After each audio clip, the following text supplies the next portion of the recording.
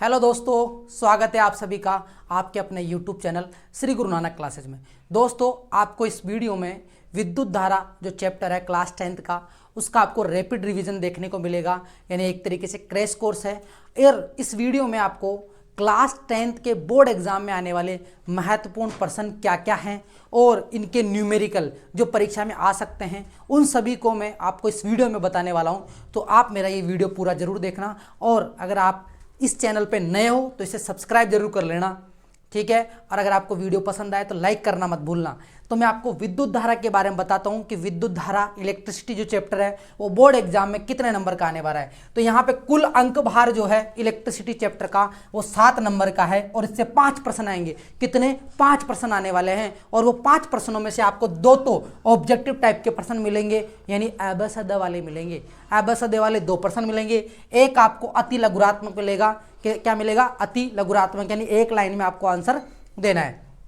2 number में आपको लघुरात्मक प्रश्न मिलने वाला है। तो हो गए ना, 2 और 2 4 और 1 5, तो 5 प्रश्न हो गए। 5 प्रश्नों के नंबर कितने? 7 नंबर आपको अगर इस चैप्टर में लेने हैं तो आप मेरा वीडियो पूरा देख लेना। क्यों? क्योंकि मैं पूरी समरी लेकर आया हूँ इस चैप्टर की, और जो भी महत्वपूर्ण प्रश्न बनने वाले हैं वो, ठीक है। तो स्टार्ट करते हैं अपन विद्युत धारा से। विद्युत धारा का मतलब क्या होता है? देखिए, विद्युत धारा की परिभाषा अगर आपको पूछ लिया जाए कि विद्युत धारा किसे कहते हैं, तो आप इसका सही जवाब क्या देंगे? विद्युत धारा का मतलब है आवेशों के प्रवाह की दर को, क्या? आवेशों के प्रवाह की दर को विद्युत धारा कहते हैं। क्या कहते हैं? विद्युत धारा कहते हैं। विद्युत धारा का जो प्रतीक चिन्ह होता है वो होता है आई, और आई का जो सूत्र होता है आई बराबर क्यू बटा टी, क्योंकि आवेशों के प्रवाह की दर है, और अगर दर लिखा हुआ आ जाए तो आपको समय का भाग लगाना होता है। तो आई बराबर क्या हो जाएगा? क्यू बटा टी। आई बराबर क्यू बटा टी। आपसे 1 नंबर में पूछा जा सकता है कि विद्युत धारा का मात्रक क्या होता है। तो मात्रक क्या होता है विद्युत धारा का? वो होता है एम्पियर। क्या होता है? एम्पियर। आवेश का मात्रक अगर आपसे पूछे तो आवेश का मात्रक होता है कूलाम। समय का मात्रक पूछे तो समय का मात्रक तो आप सभी जानते हो सेकंड होता है। समय को अपन सेकंड में मापते हैं। इस तरीके से एम्पियर बराबर क्या बन जाएगा? एम्पियर बराबर हो जाएगा कूलाम बटा सेकंड। क्या हो जाएगा? कूलाम बटा सेकंड। कूलाम बटा सेकंड। अगर आपसे पूछ लिया जाए कि कूलाम बटा सेकंड किसके बराबर होता है, तो आपका सही जवाब होगा एम्पियर के बराबर होता है। अगर यहीं से आपसे 1 एम्पियर की परिभाषा पूछ ली जाए तो आप क्या करेंगे? यहाँ पर 1 लिखेंगे, यहाँ पर 1 लिखेंगे, यहाँ पर 1 लिखेंगे। 1 एम्पियर बराबर 1 कूलाम बटा 1 सेकंड। अब परिभाषा कैसे लिखना है आपको 1 एम्पियर की? तो हम फ्लो किसको करवाएंगे? आवेशों को। अगर 1 कूलाम आवेश 1 सेकंड तक प्रवाहित होता है तो बहने वाली धारा का मान कितना होगा? 1 एम्पियर होगा। समझ में आया? दोबारा रिपीट करता हूं। अगर 1 कूलाम आवेश को किसी चालक तार में 1 सेकंड तक प्रवाहित करवाया जाता है तो बहने वाली धारा का मान 1 एम्पियर होता है। इस तरीके से आप 1 एम्पियर की परिभाषा भी दे सकते हो। नेक्स्ट, इसके बाद में आपसे ये प्रश्न पूछा जा सकता है कि 1 कूलाम आवेश में कितने इलेक्ट्रॉन होते हैं? कितने इलेक्ट्रॉन होते हैं? डायरेक्ट अगर आपको इसका आंसर याद करना है तो कितने इलेक्ट्रॉन होते हैं? वो होते हैं 6.25 गुणा 10 की घात 18। इतने इलेक्ट्रॉन होते हैं। यानी अगर किसी वस्तु को 1 कूलाम आवेश दिया जा रहा है तो इसका मतलब है कि आपने उसको 6.25 गुणा 10 की घात 18 इलेक्ट्रॉन दे दिए। और यहाँ ये जो मान आया वो कैसे आया वो भी मैं आपको बता देता हूँ। एक आवेश के क्वांटीकरण से एक फॉर्मूला आता है, Q बराबर plus minus NE। Plus minus क्या आता है? NE। यहाँ पर Q आवेश है और N इलेक्ट्रॉनों की संख्या है, और E इलेक्ट्रॉन पर आवेश का मान है। और इलेक्ट्रॉन पर आवेश का जो मान होता है वो 1.6 गुणा 10 की घात -19 कूलाम होता है। कितना होता है? 1.6 गुणा 10 की घात -19 कूलाम होता है। यहाँ N इलेक्ट्रॉनों की संख्या है, तो इसी फॉर्मूले से N बराबर हो जाएगा Q बटा E। तो Q का मान कितना दे रखा है? 1, और E का मान कितना है? 1.6 गुणा 10 की घात -19। अगर आप इसका भाग लगाएंगे तो इसका आंसर 6.25 गुणा 10 की घात 18। आपको हल करने नहीं बैठना है, आपको डायरेक्ट क्या करना है? आपको इसका याद रख लेना है कि कितने इलेक्ट्रॉन होते हैं। एक इंपॉर्टेंट क्वेश्चन ये पूछा जा सकता है, और आपसे इंपॉर्टेंट क्वेश्चन ये पूछा जाएगा कि ऐसा यंत्र जो विद्युत धारा का मापन करता है, ऐसा यंत्र जो विद्युत धारा का मापन करता है वो कौन सा है? जो विद्युत धारा का मापन करता है वो अमीटर है। क्या है? विद्युत धारा का मापन करने वाला उपकरण कौन सा होगा? इसका आंसर क्या होगा? देखिए, जो विद्युत धारा का मापन करता है वो होता है एमीटर। क्या होता है? एमीटर। अमीटर का प्रतीक चिन्ह क्या होता है? अमीटर का प्रतीक चिन्ह आप ए लिख के इस तरीके से आप ये ए लिख सकते हो। यहाँ पर आप प्लस माइनस का चिन्ह लगाकर आप बता सकते हो कि विद्युत धारा का मापन अमीटर से किया जाता है। ठीक है, इसके बाद में मैं आपको नेक्स्ट बताने वाला हूँ। देखो नेक्स्ट क्वेश्चन, अगर आपको क्वेश्चन में ये दिया जाए कि अगर आवेश का मान 30 कूलाम हो और वो 10 मिनट के लिए प्रवाहित हो रहे हैं, कितने? 10 मिनट के लिए, तो बताइए विद्युत धारा का मान क्या होगा?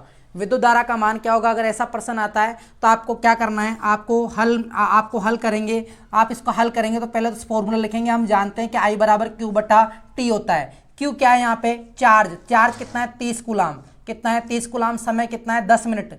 10 मिनट। तो ध्यान देना, क्योंकि विद्युत धारा का मात्रक जो होता है वो एम्पियर होता है। एम्पियर जो होता है कूलाम बटा सेकंड के बराबर होता है, मैंने अभी आपको बताया था। तो यहाँ पर मिनट दे रखा है, तो मिनट को आप किस में कन्वर्ट करेंगे? सेकंड में कन्वर्ट करेंगे। और सेकंड में कन्वर्ट करने के लिए आपको इसको 60 से गुणा करना पड़ेगा। अब 60 से गुणा क्यों करना पड़ेगा? क्योंकि 1 मिनट के अंदर 60 सेकंड होते हैं। तो इस तरीके से आप इसको काट देंगे, 0 से 0 कट गया, 3 एकम 3, 3 दूनी 6। तो इसका मतलब हो गया 1/20। 10 का गुणा 2 से करेंगे तो 1/20, और आप 20 में भाग लगाएंगे तो इस तरीके से इसका मान आएगा, पॉइंटों के अंदर आएगा, पॉइंटों के अंदर इसका मान आएगा। और वो किस में आएगा? एम्पियर में। तो आपको मात्रक जरूर लिखना है। एम्पियर की जगह आप ए बी लिख सकते हैं। क्या लिख सकते हैं? ए बी लिख सकते हैं। और 1 में अगर आप 20 का भाग लगाएंगे तो 0.05 आएगा इसका हल। तो इस तरीके से यहाँ पर आपने ये ऐसा क्वेश्चन भी जान लिया। और मैं आपको बताता हूँ अब नेक्स्ट कि इलेक्ट्रिकल पोटेंशियल किसे कहते हैं और पोटेंशियल डिफरेंस किसे कहते हैं। इलेक्ट्रिकल पोटेंशियल मतलब विभव किसे कहते हैं और विभवांतर किसे कहते हैं। अगर आपसे इसकी परिभाषा पूछी जाए या मात्रक पूछा जाए तो आपको क्या जवाब देना है? देखिए, विभव का मतलब होता है, यानी एक तरीके की पावर है। विभव, पोटेंशियल मतलब होता है पावर मतलब आप इसका आंसर ये लिखेंगे कि अनंत से, कहाँ से? अनंत से किसी आवेश को, अनंत से किसी आवेश को पहले से उपस्थित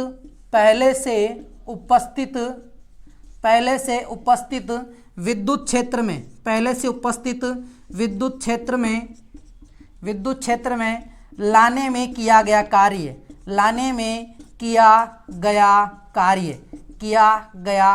क्या कहलाएगा? विभव कहलाएगा। देखिए कैसे, मैं ये मान लेता हूं कि ये कोई आवेश है, इसका ये क्या है? क्षेत्र है। इस आवेश का क्या है? ये क्षेत्र है। और इस आवेश का एक विद्युत क्षेत्र बन गया यहाँ तक का। अगर हम किसी परीक्षण आवेश को इसके अंदर लेकर आते हैं तो यहाँ तक लाते हैं तो कोई कार्य नहीं करना पड़ता। क्यों?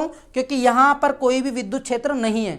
लेकिन अपन क्यू नोट को जैसे ही इस आवेश के विद्युत क्षेत्र के अंदर प्रवेश करवाएंगे तो इन दोनों की प्रकृति के हिसाब से, अगर मान लीजिए यहाँ पर भी धनावेश है और ये भी धनावेश, क्योंकि परीक्षण आवेश हमेशा धनावेश होता है, अगर इन दोनों के बीच में अगर धनावेश है तो प्रतिकर्षण होगा, तो प्रतिकर्षण के विरुद्ध कार्य करना पड़ेगा। अगर मान लीजिए ये धनावेश है, ये ऋणावेश है, ये धनावेश है, तो आकर्षण। तो इनके प्रकृति के विरुद्ध जो कार्य करना पड़ेगा, वो कार्य जो संचित होगा उसी को अपन क्या बोलते हैं? विभव बोलते हैं। क्या बोलते हैं? विभव बोलते हैं। विभव। अब बात आती है विभवांतर क्या होता है। तो विभवांतर में आपको इतना सा ध्यान रखना है कि विभवांतर जो होता है, इसी विद्युत क्षेत्र के अंदर दो बिंदु मान लेते हैं, एक बिंदु ए ये रहा और एक बिंदु बी ये रहा।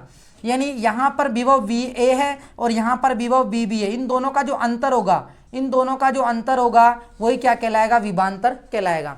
यानी विभवांतर का मतलब होता है कि किसी आवेश का विद्युत क्षेत्र के अंदर स्थित एक बिंदु से दूसरे बिंदु तक ले जाने में किया गया कार्य विभवांतर कहलाता है। अब बात आती है कि विभवांतर का सूत्र क्या होता है। विभवांतर को अपन V से लिखते हैं। किससे लिखते हैं? V से लिखते हैं। और विभवांतर का सूत्र होता है V बराबर W बट्टा Q। क्या होता है? V बराबर W बट्टा Q। ऐसा क्यों?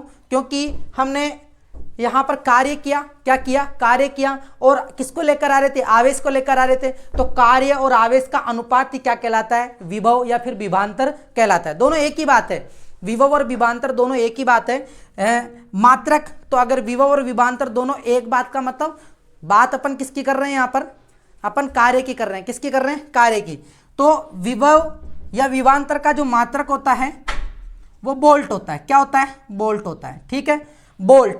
विभव का मात्रक क्या होता है, एक नंबर का प्रश्न आपसे जरूर पूछा जाएगा कि विभव का मात्रक क्या होता है, तो वो होता है बोल्ट होता है। नेक्स्ट आप यहाँ पे देखेंगे ये जो कार्य, डब्ल्यू का मतलब है यहाँ पे वर्क, वर्क मतलब कार्य, और कार्य का मात्रक आप जानते होंगे जूल होता है। क्या होता है, जूल। और आवेश का मात्रक तो मैंने आपको बता ही दिया, आवेश का मात्रक जो होता है कूलाम होता है। क्या होता है, कूलाम होता है। तो आप यहाँ पे देखेंगे कि बोल्ट जो है जूल बटा कूलाम के बराबर हो गया। वैसे तो विभव का मात्रक बोल्ट होगा, विभवांतर का मात्रक भी बोल्ट होगा, लेकिन अगर एग्जाम में आपसे पूछ लिया जाए कि बताओ बोल्ट जो है, बोल्ट जो है वो किसके बराबर होगा, वो जूल बटा कूलाम के बराबर होगा। किसके बराबर होगा, बोल्ट, बोल्ट जो होगा वो जूल बटा कूलाम के बराबर होगा। किसके बराबर होगा, जूल बटा कूलाम के बराबर होगा। तो देखिए अगर यहां से, क्योंकि एग्जाम कॉर्नर यानी एग्जाम के पॉइंट ऑफ व्यू से आपसे एक बोल्ट की परिभाषा पूछी जा सकती है, तो आप एक बोल्ट की परिभाषा कैसे देंगे, आपको क्या करना है, यहां पर एक लिखना है, यहां पर एक लिखना है, यहां पर एक लिखना है। लिख दिया, लिखने के बाद में आप कहोगे कि एक कूलाम आवेश को, अगर आपको ये परिभाषा याद है तो आप एक बोल्ट की परिभाषा बहुत आसानी से दे सकते हैं। एक कूलाम आवेश को अनंत से विद्युत क्षेत्र के अंदर स्थित किसी बिंदु तक लाने में किया गया कार्य अगर 1 जूल है तो विभवांतर का मान 1 वोल्ट होगा। क्या होगा, विभवांतर का मान 1 वोल्ट होगा। यानी एक कूलाम आवेश को लाने में अगर किया गया कार्य 1 जूल है तो विभवांतर का मान कितना होगा, 1 वोल्ट होगा। इस तरीके से आप लोगों ने एक न्यूमेरिकल भी जान लिया और विभव और विभवांतर में अंतर भी जान लिया। नेक्स्ट इसके बाद में मैं आपको इसका एक न्यूमेरिकल करवाने वाला हूं।